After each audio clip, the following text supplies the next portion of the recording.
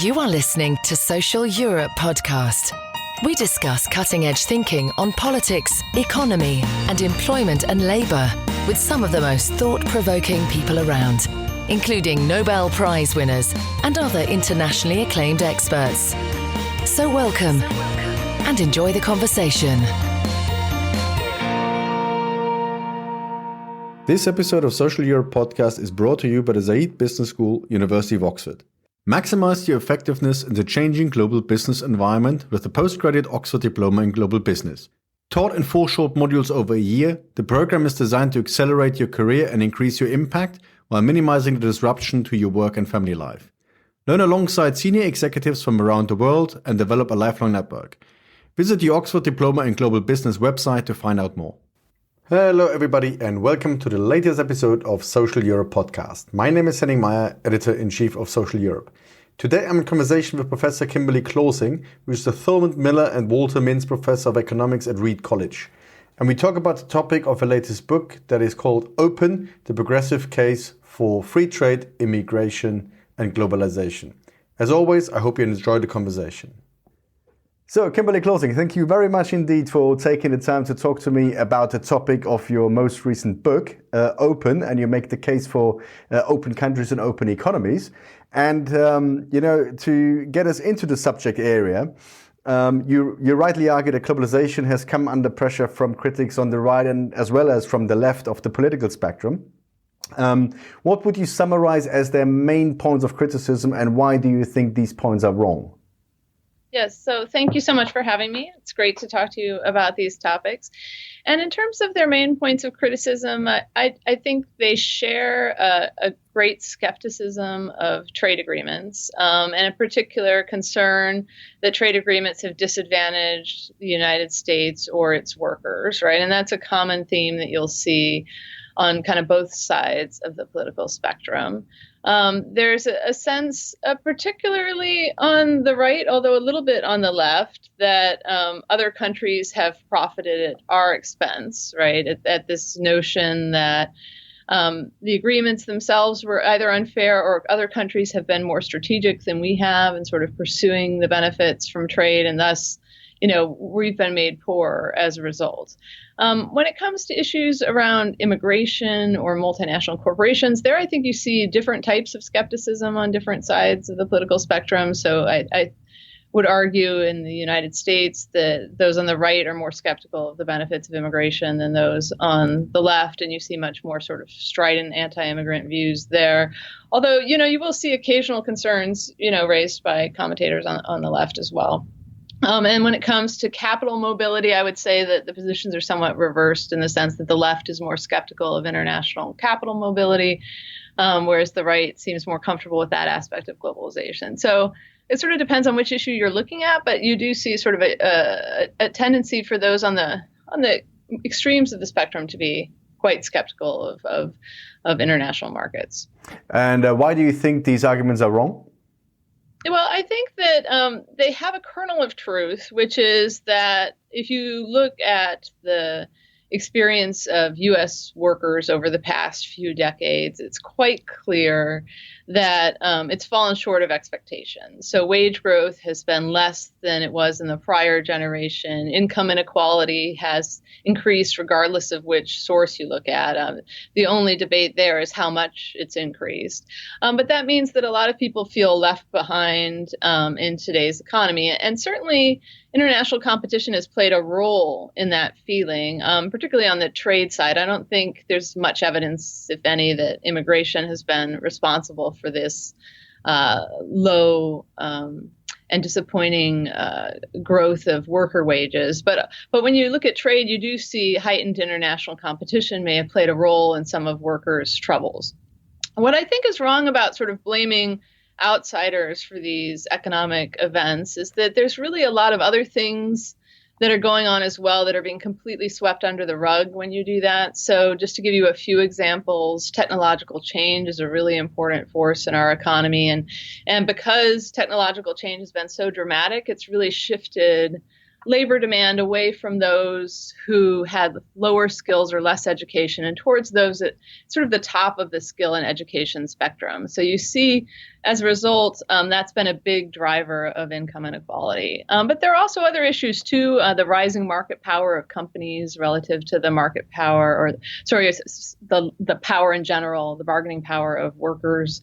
Labor laws have become, less helpful in terms of strengthening the bargaining power of workers. Economic policy in the United States in particular has been sort of more geared towards providing tax cuts and regulatory relief than to sort of helping those in the middle class. So because we have all these different causal explanations, I think the danger of just sort of pinning it all on foreign trade or on foreigners in the case of immigration is that, one, you're kind of addressing a storm that's coming from many directions by just focusing on one tiny part of it.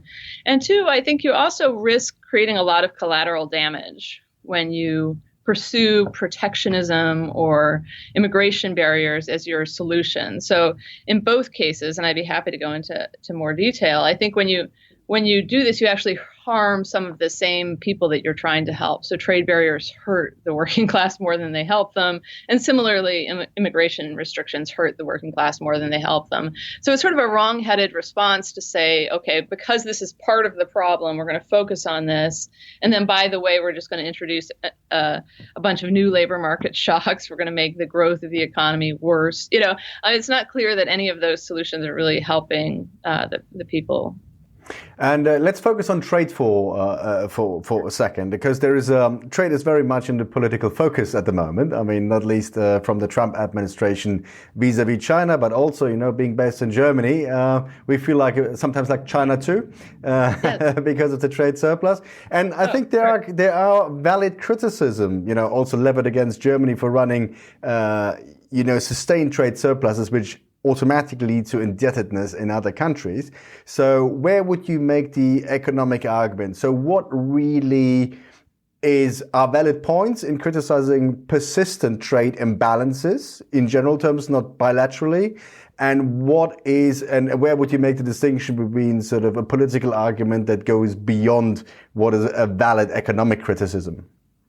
Yeah, so that's a really interesting point. And I think I really wish that U.S. policymakers and those in other countries better understood the relationship between macroeconomic factors and these trade imbalances. So let's take the German case. So Germany has run a large current account surplus for many years.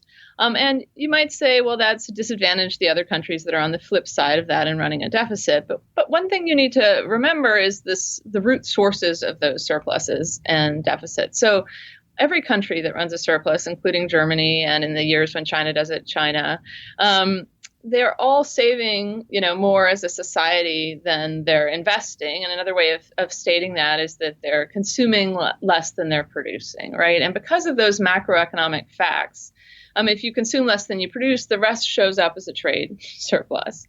And on the flip side of that, you've got countries like the United States and Mexico, both of whom run global current account deficits because they don't save as much as they invest, or another way of saying that is they're spending more than they're earning, right? So if you really want to get to the root causes of those deficits and surpluses, you have to address these big macroeconomic things. Why do some countries save more than others? And why do some countries spend more than others? And if you instead sort of willy-nilly erect trade barriers, which the United States seems to think is the proper response to this right now, you aren't going to actually change or improve your current account deficit. And in the U.S. case, we haven't seen improvements resulting from all of these trade barriers that we've kind of haphazardly erected against both, adversaries and allies, right? But you haven't seen any improvement in the current account deficit, and that's because there hasn't been any improvement in our macroeconomic tendency to spend more than we earn. So if you look at the government budget side of this, in the United States, the government budget deficit is in excess of $1 trillion. If you compare that to the German near obsession with budget balance and fiscal propriety, right? I mean, that itself can explain a large amount of the differences in the current account balances. Countries that are very proper with respect to managing their budget and don't let things go into deficit are going to see a much bigger current accounts surplus or a smaller deficit than those that are spending, right? And there's a private sector analog to this too, right? Individuals' decisions about how much to save for their retirement, and companies' decisions about how much money to set aside, those will also contribute to this story. So unless you can change one of those fundamental dynamics, in the US case, unless you can get households to save more, or companies to save more, or the government to stop running huge deficits, you're going to automatically have a trade deficit no matter what trade policies you put up. And in countries like Germany, unless they can get people to spend more, either in the household sector or the government sector relative to what they're producing, Germany's going to run a surplus. And that's just kind of a fact that it would be nice if the political sphere could understand those facts so that they could focus on the root causes of those imbalances rather than assuming it's some sort of chess game where you've been outwitted by the countries that have the surpluses in trade policy, because that's not what's going on. Yeah, I mean, in Germany, the political debate is going in that direction because we at the same time have a net depreciating public capital stock, right? So yes. It's clearly the lack of public investment that is to blame, and that black zero and the debt brake and all these economically quite nonsensical fiscal instruments. They're under more sustained attack now. So, but at the same time, obviously, there's a key difference to the United States, and that was, I think, one of the valid criticisms. The US obviously has its own currency it can just print to pay for that deficit, whereas in the Eurozone, if there is even a bilateral trade deficit, it is in a currency that you don't control. Yeah, the Eurozone raises its own vexing macroeconomic problems. And I am just teaching a class this semester where we've talked about some of the downsides of that, because you're basically taking economies that aren't in sync and you're requiring them to use the same currency. And so you'll have situations where some countries will have unemployment in excess of 20% for 5 years in a row. And that's happened in I believe, in both Spain and Greece. And in the Spanish situation, before that happened, there wasn't even that large of a debt burden before they got hit with this shock. And then you'll have other countries like Germany that, may wish that monetary policy was actually tighter rather than looser, right? So you by adopting the euro, it comes with a lot of microeconomic and symbolic benefits, but it comes with a big macro downside, which is that it's not clear that Europe is, an optimal area to share one currency, I think. Yeah, I mean, obviously the theory is quite tricky of optimal currency areas. I mean, in the UK, where I used to live, I mean, the conditions in deindustrialized Northern England are also very different from London. So, in the UK case, though, is that people are all speak English, can move easily across the parts of the UK, and there's a federal UK government that spreads a fair amount of fiscal transfers across different parts of the UK, whereas the EU budget is really tiny compared to the European economy. And labor mobility, while it's positive, it's much less across European countries than it is within European countries. So both of those are considerations that might make one think twice about the Euro project a little bit. The offsetting factors are not as strong as they are in other countries, but at the same time, I think one of the elements you have to bear in mind when you're looking at sort of trade surpluses and the offsetting, the flip side, the capital account, is that if you run this persistently year after year after year, you would expect your foreign assets to actually increase to similar tune. Whereas in not very many people look at this in Germany, but it doesn't seem to be the case in Germany that the foreign asset position doesn't increase as quickly as the outflowing capital would suggest. Yeah. So that suggests that either there's something wrong with the accounting and the statistics, or a lot of this investment that money flows outside is being sunk in bad investments. Yeah, there's a similar puzzle in the United States where for a period of many years we've been running current account deficits without the net international investment position deteriorating as much as you would think. And some of this is exchange rate fluctuations, because in years where the dollar is stronger, then it deteriorates more, ironically. And then in years when the dollar is weak, it deteriorates less. So some of that can be explained by changes in the exchange rate, but also there's this question of how that money is invested. So if U.S. Earnings abroad are earning more than foreign earnings in the United States are, that will prevent our net international investment position from deteriorating as fast as you would think. And that's been the general pattern. I personally suspect that some of that is actually tax avoidance in the sense that one of the reasons our earnings offshore look so good is because they're not really as high as we say they are. But we prefer, companies might prefer to have the money booked offshore in a low tax rate country than have it booked in the United States. So that can influence the international accounting quite a bit too, tax incentives. Yeah, we come to multinational companies in a minute, because that's obviously one of the big focal points in terms of questioning the fairness of globalization. But in the meantime, let's have a quick chat about migration and the migration issue. And obviously, that's also a very high, politically highly charged discussion in Europe. I mean, it just had the UK elections, and I moved back to Germany because of Brexit, and so. What do you think are the economic effects of migration? And so is there a case to be made, or is it just simply protectionism? But at the same time, obviously for political purposes, it is not just the economic case. So how would you incorporate what is often called the cultural elements into your economic analysis and your plea for remaining open? Yes, absolutely. Those are excellent questions. And I think one thing to be aware of is that in terms of immigrant flows is sort of the contrast between the European experience of late and the U.S. experience, in the sense that if you look at the sort of share of immigrants relative to the stock of the population, in many European countries is actually higher than in the United States right now. But if you go back a few decades, that wasn't the case. So the United States has kind of a longer history of higher immigration than some European countries do. But what's really happened in many European countries is the stock of immigration has changed very quickly. And I think because of that, that has political ramifications for how people adjust to these new flows of migrants, which may be, I think, more political than economic.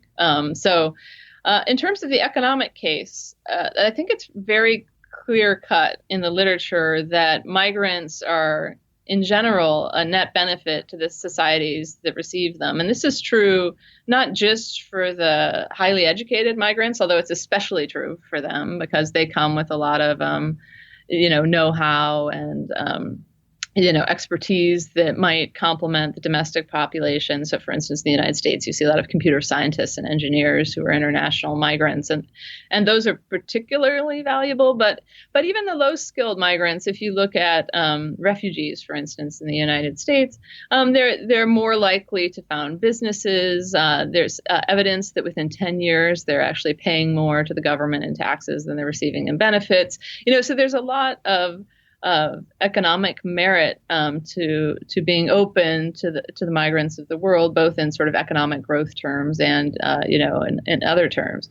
One thing that people worry about on the economic side is wage effects. So you might think, well, if there's more labor supply, period, that should drive down wages, right? If you even have one economics class, you know that increased supply drives down the price, and that's true for labor too.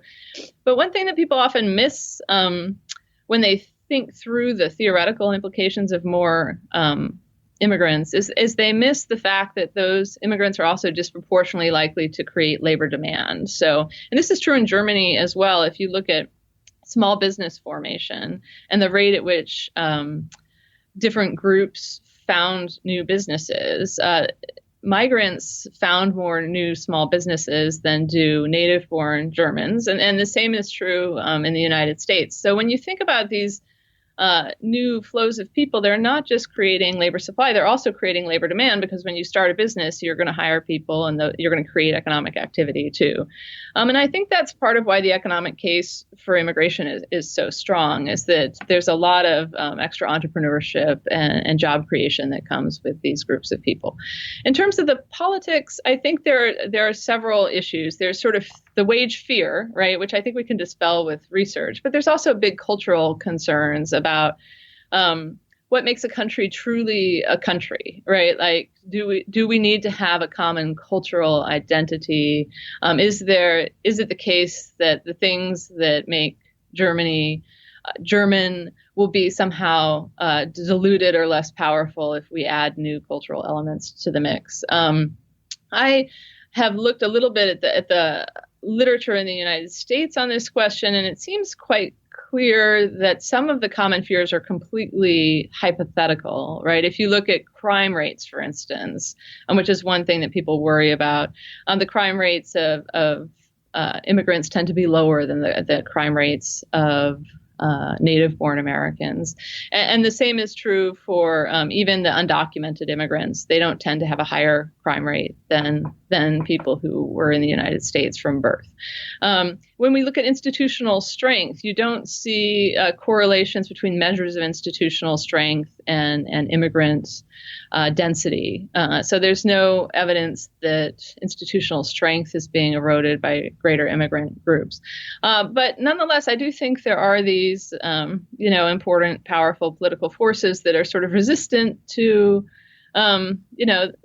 difference, right? And so that's one, political hurdle in this whole story. And when I write the chapter on immigration in my book, it's an extremely positive story on the economic front, and then when people read it, they're like, well, why then would people resist migrants? And the answer often comes down to some of these cultural fears. But one fact that I take solace from in the United States is if you sort of look at where immigrants are, the distribution, it's far from even. They settle in certain regions and certain cities rather than spreading themselves out evenly throughout the country.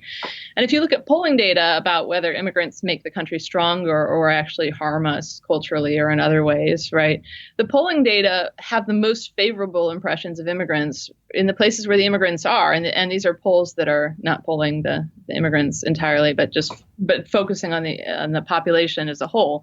So I think the places where there's a lot of immigrant skepticism in the United States, you look at the immigrant density in those places, and there's almost no immigrants to be skeptical of, right? Like, so in a way, I find that encouraging because it sort of implies that more information might help, right? Like if people got to know a handful of immigrants, they might actually find that, that some of their fears were unfounded.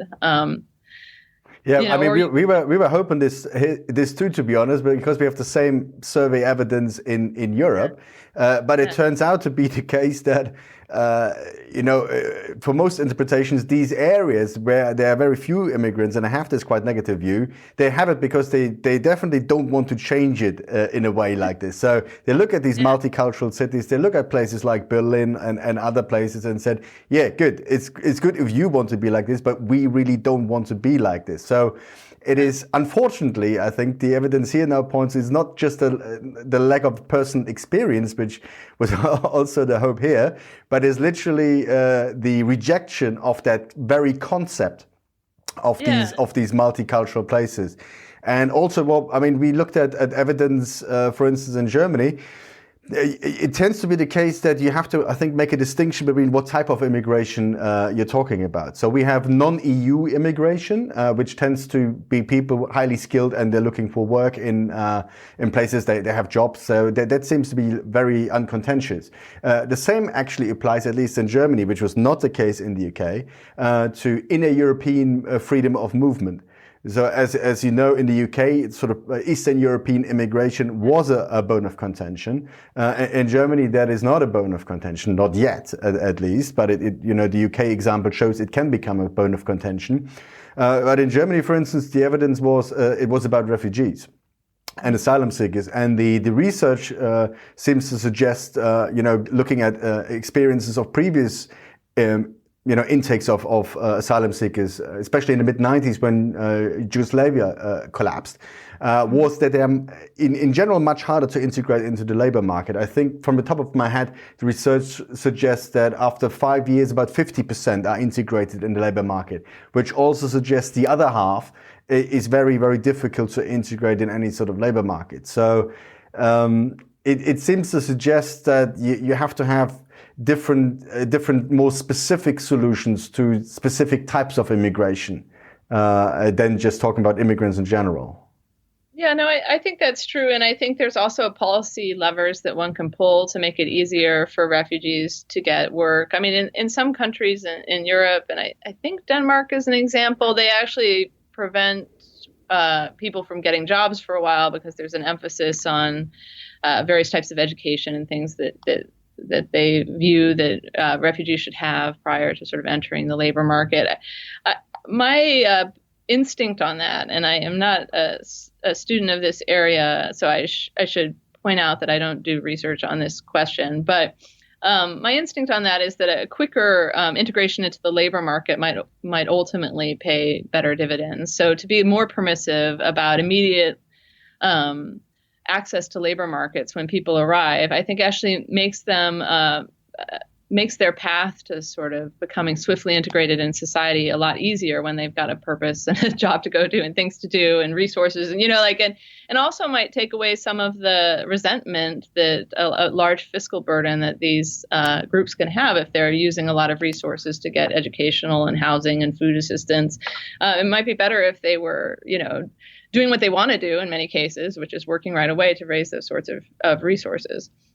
And getting back to this question about different regions, I do think that one aspect of this, so some of this is might have to do with ideology, right? But some of it, I think, does have to do with the fact that there are regions in all countries, including England and Germany and the United States, where economic shocks and displacement and adjustment issues are much larger than others, right? And so you get these sort of regions and spots in the country that are left behind economically, that are very geographically concentrated in their pain. And I think that those are the areas that are especially likely to be resentful of the idea of immigrants, even if there aren't any immigrants in those, kind of depressed regions. But that does suggest the importance of having, policy levers that address those regions directly, making public investments, for instance, in housing and infrastructure, or helping facilitate partnerships between higher education and business in those regions. I think all countries could stand to be a little more cognizant of geographic inequalities that are persistent due to the shocks showing up in some places, but not in others. Because I think those kinds of left behind regions that can breed resentment that shows up in all sorts of strange and nationalistic ways. Yeah, I mean, inequality is a very good notion as a segue into the next topical area.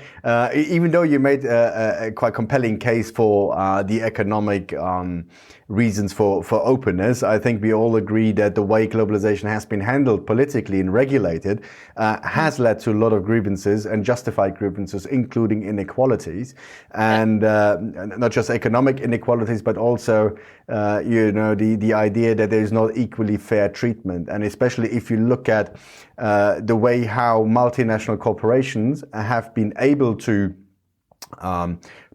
play regulatory arbitrage and have been able to reap the benefits of a lack of collective action on the global level, whereas locally confined subjects such as the local taxpayers have been burdened with more and more of the revenue side of public finances.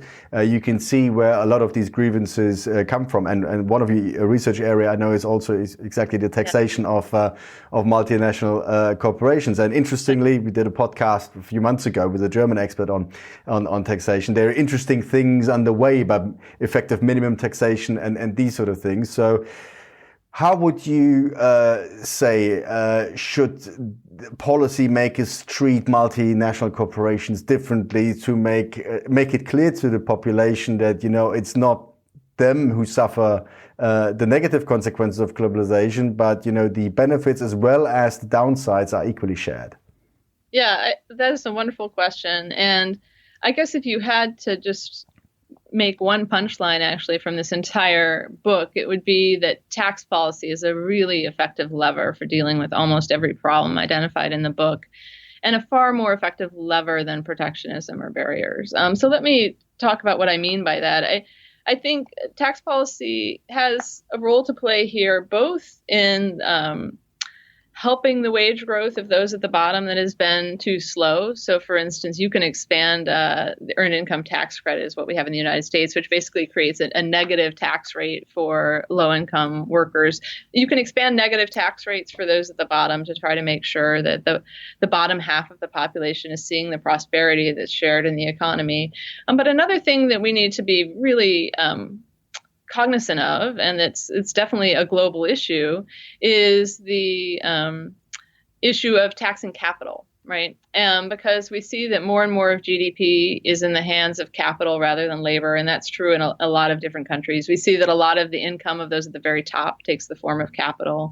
And when I say taxing capital, I'm not just talking about personal income like dividends and capital gains, which have in many countries seen big tax cuts, but also the income before it even reaches people when it's in the company form, right? So if we take multinational companies, which is now getting to your question, that's kind of our first take at taxing a lot of global capital, right? As it starts off in these companies, it's earned currently. It would be ideal if that income were taxed, and particularly when we recognize that a lot of the corporate tax base is really falling not on the normal return to capital, but on some excess return to capital or excess profits. And if we think about taxing those forms of capital, it's particularly efficient relative to the normal return to capital. So if there's a company like Alphabet, which is Google, or Apple, or you could take your favorites, and we see that year after year they're earning more profit than we consider really the normal return to capital. But we're also sort of facilitating them avoiding tax on that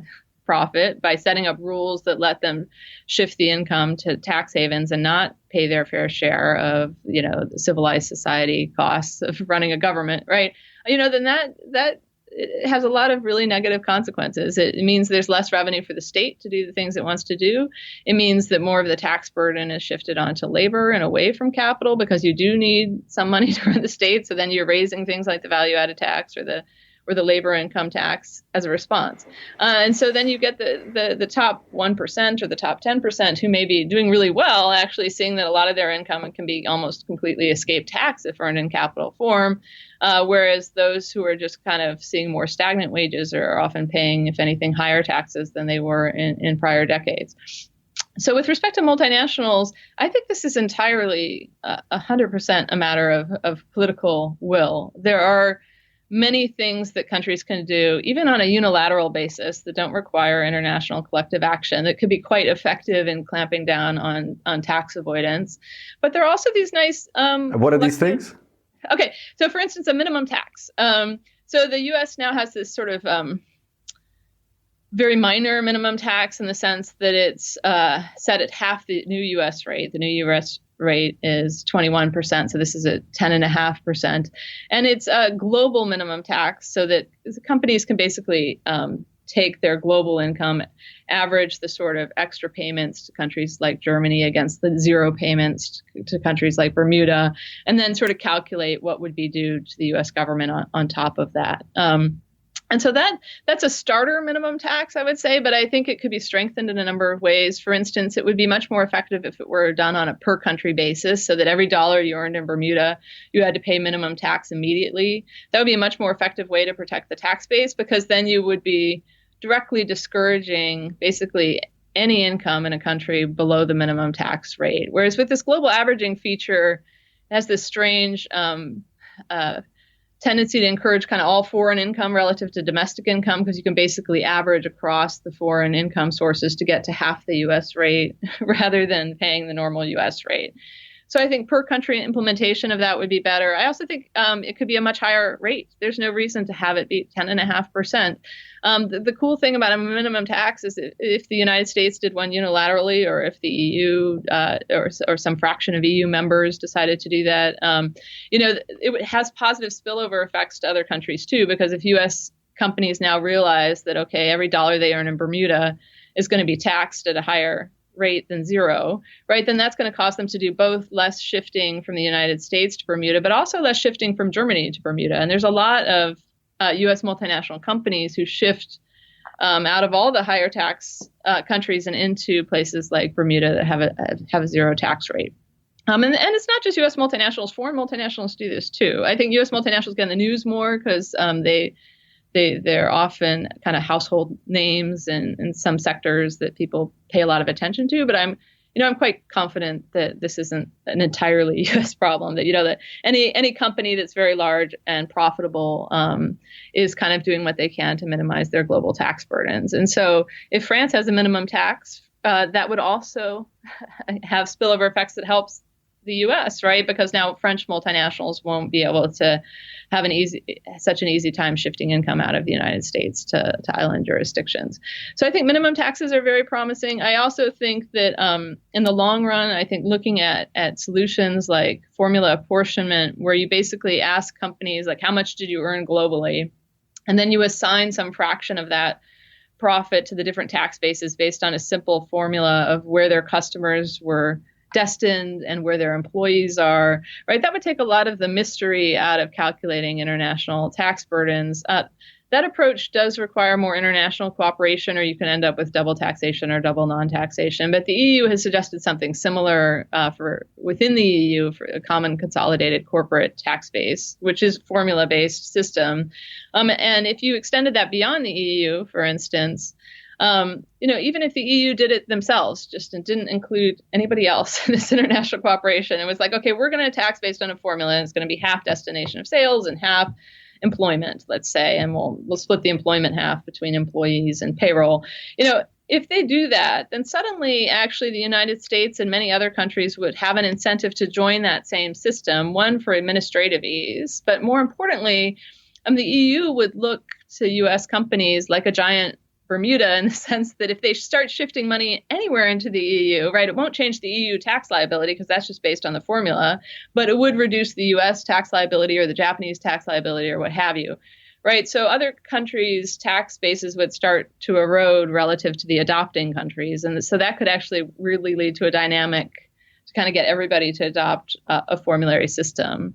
That may sound a little fantastical, but the OECD right now is considering several proposals for digital taxation that have formulary elements. I do think that there is some risk here that if you do sort of a hybrid system, which has some formula elements and some of the old system elements, you just end up with Byzantine, absolutely mind-numbing complexity. And this is already an area that's really complicated. So if the formulary solution is adopted, I think it should be simple and it should replace the prior system rather than be an add-on. But in the meantime, while we're waiting for that sort of more systematic reform, I think in the meantime, minimum taxes could do a lot of good to sort of give some breathing room while we're working on this international cooperation. Yeah, I mean, and that's the idea that I gather here from Berlin is that minimum taxation is a good starting point, and we'll try to do something on the OECD level, which would be the preferred arena. If that fails to produce something, we'll think about it in the European Union framework, and obviously the European Union will now have to deal with a former member state that might seek to differentiate itself with a policy agenda, right? So right. We'll have to see. I have to deal with the fact that they're home to a few of the marquee havens here, right? Like, so both the Netherlands and Luxembourg have a lot of haven characteristics, and so if this is done on a sort of unanimity basis, it's going to be very difficult. Yeah, and Ireland as well, obviously. So in Ireland. Sorry, yeah, I knew there was a third. Somehow it slipped my mind for a second. Was it the double Irish-Dutch sandwich or whatever it's called? Yeah, that was one of the fun techniques of the past. I believe they've shut that particular one down, but it sort of reared its head in a slightly different form. And that's one issue with some of these tax arrangements is that it can feel like, the accountants and lawyers are always one step ahead of the governments if you just try to do it piecemeal. So the advantages of a minimum tax or eventually formulary, both of those are much less piecemeal solutions as opposed to just finding little things and trying to stop one hole in the dam and then patch another one. It's difficult. It's just a blanket solution. There's very little you can get around it.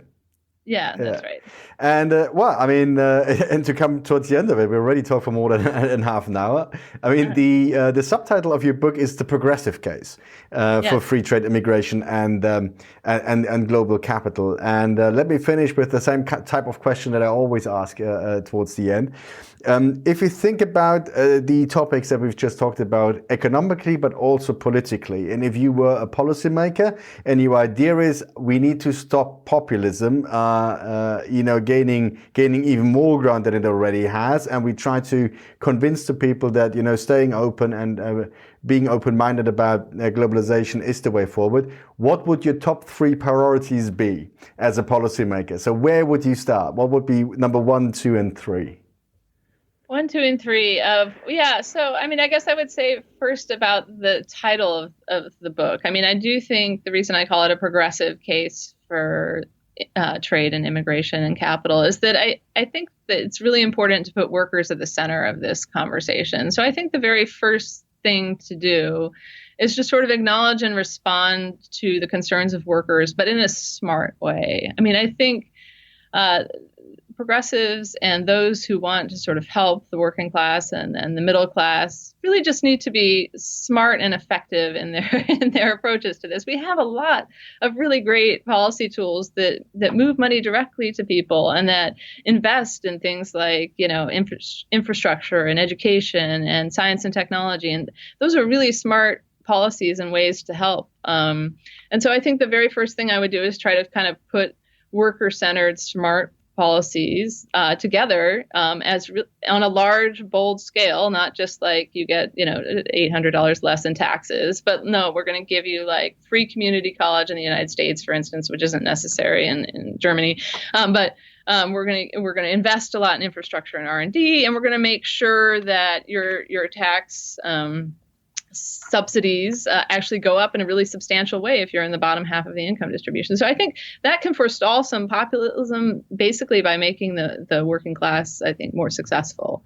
A second big policy priority that I think we all need to address is climate change. And ironically, or not ironically really, pleasantly, I think one of the best tools for dealing with that is also a tax policy tool. So if you have a large carbon tax and you phase it in maybe at $5 a metric ton per year, but you make it serious, you try to get all the way to the social marginal cost of carbon with this tax, then you're going to raise a lot of revenue while simultaneously really responding to the world's most dire problem in terms of environmental policy, but also in terms perhaps more generally, right?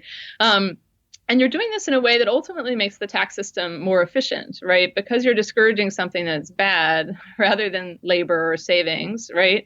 You're raising a lot of revenue, but you're raising a lot of revenue in a way that makes the economy more efficient and that responds to this really big threat facing the planet. So I think that can be combined with the policies that I just talked about with the workers to effectively make sure that those in the bottom aren't unduly suffering from higher energy prices, right? We saw with the yellow vest protests and in other countries as well that it's not that popular to increase taxes on energy. But if you combine that with lower taxes for dramatically lower taxes for those who haven't seen their wages go up lately, you can actually end up making almost everybody better off while solving a really big problem.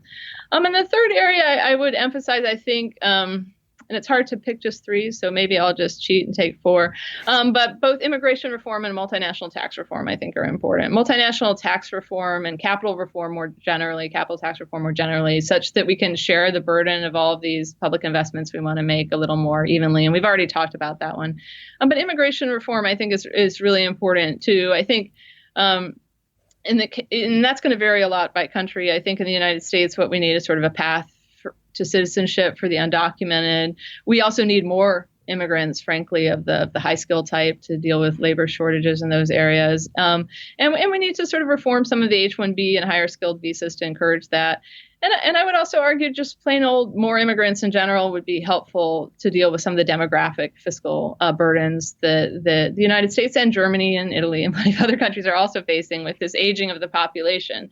But that needs to be handled well in a way that generates buy-in, right? So I think finding out what it is that those left behind regions, find so threatening about immigrants and addressing that, right? And it might take things like public relations campaigns as well to sort of like reassure people that this is ultimately good for the country and managing the flow such that it's not, a really shocking increase in one year, making things, smooth.